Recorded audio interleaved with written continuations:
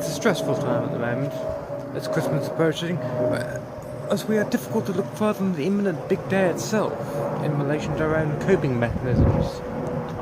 However, as I am here in Hever this afternoon, it's a beautiful place. I mean, look around you. It's actually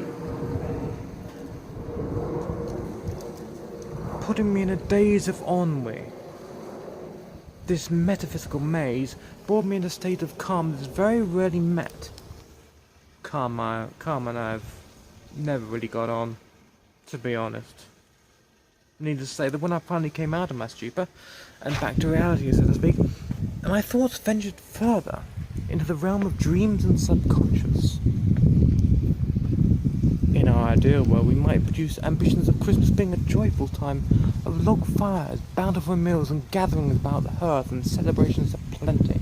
Perhaps having reminisced for a while on the memories of this, it occurs to me that Christmas might just be a dream of an ancestral origin, a race memory that has got passed down through generations and today sits comfortably in the minds of us all to aspire to.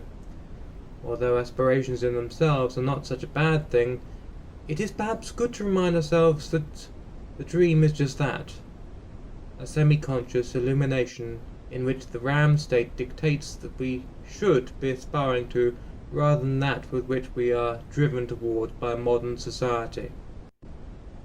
Though that might destroy our faith in the goodness of the season. We have great cause to gestate in those dreams this year, perhaps more than any other. As we look back on a 12-month period of political upheaval and change as Christmas, this year looks brighter somehow. The adverse conflict and burgeoning hate, it has always been a bonding factor in society. I have hopes that next year will bring a great swing in fortunes I can only dream at least. Though back in 5000, Mesopotamians believed that the soul travels out of the body during what we might describe as aspirational objectives. The Egyptians believed that their dreams were heralded message from the gods. Sigmund Freud wrote a lot about the interpretation of said dreams in the early 1900s, and his interpretation of dreams insists that all is the suppression of childhood recollections. However, this claim was refuted by Carl Jung, who thought that the dream was enacting thoughts through visions of the absurd. A chap called Calvin Hall agreed with the postulation, saying images of the dream are concrete embodiments of the dreamer's thoughts.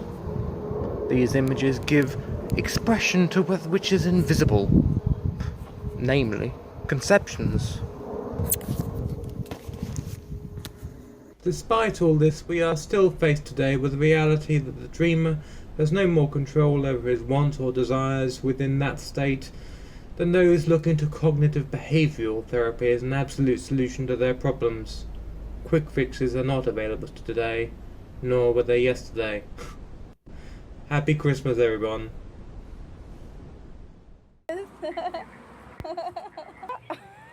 Beautiful.